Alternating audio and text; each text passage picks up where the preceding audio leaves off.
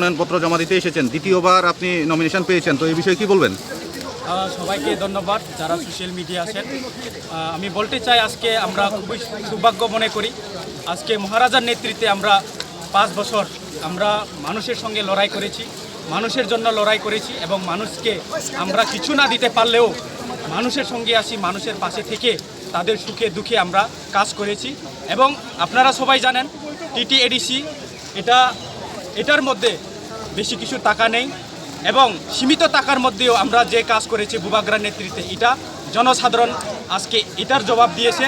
এবং আপনারা দেখেছেন হাজার হাজার মানুষ কেন মহারাজার সঙ্গে আছেন, কারণ একটাই, মহারাজা যেটা করেছেন এটা অতুলনীয় আমরা মনে করি। এই কারণে আজকে আমরা মনে করি আজকে এই সাবমিশন আমরা জয়যুক্ত হয়ে গেছি, কারণ এত হাজার হাজার লোক মহারাজার সঙ্গে আছে, আমাদের সঙ্গে আছে, আমরাও তাদের সঙ্গে থাকব যতদিন পর্যন্ত আমাদের দাবি এবং যতদিন পর্যন্ত মানুষের যে দাবিগুলা পূরণ না হয় ততদিন পর্যন্ত আমরা মহারাজার সঙ্গে থাকছি এবং জনগণও মহারাজার সঙ্গে থাকবে আমি মনে করি।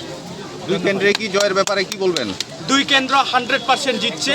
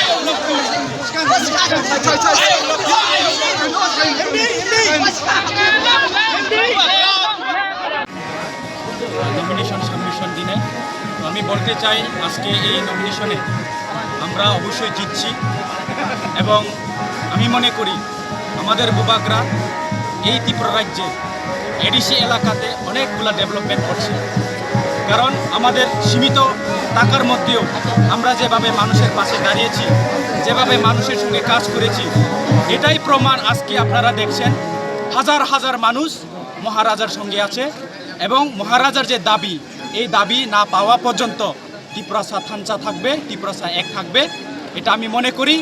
এবং অবশ্যই জয়যুক্ত হবে 27 এবং 28 অবশ্যই জয়যুক্ত হবে। আমাদের সঙ্গে আছে 28-এর ক্যান্ডিডেট, উনিও জিতবেন। আমি আশা করি 27-28 দুটো সিট আমরা মহারাজকে গিফট করব এবং আমি আশা রাখবো সাধারণ জনগণকে মহারাজাকে জয়যুক্ত করুন এবং মহারাজা আপনাদের জন্য যেটা করবেন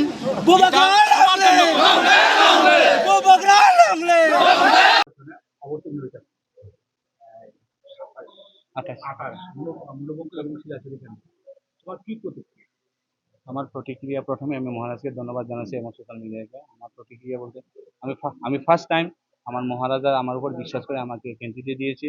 আমি আশা রাখবো 28 মনোবঙ্কুল শিলাছড়িতে আমরা নিশ্চিতভাবে জয়যুক্ত করব এবং আমি আশাবাদী এবং আমি এখানেই বলতে চাই, আমি যদি জয়যুক্তের পরে আমি জনগণের সঙ্গে থাকব এবং জনগণের সঙ্গে থেকেই জনগণকে হামেশা সেবার জন্য আমি নিয়োজিত থাকবো। আমি এতটুকু বার্তা দিতে চাই। আগামী দিনে জনজাতিদের প্রতি উদ্দেশ্য থাকবো। আমাদের যারা পিছিয়ে রয়েছে এখন, জলের যে সমস্যা, রাস্তার যে সমস্যা, স্কুলের যে সমস্যা, এইগুলিকে দেখার আমার ফার্স্ট প্রায়োরিটি থাকবে।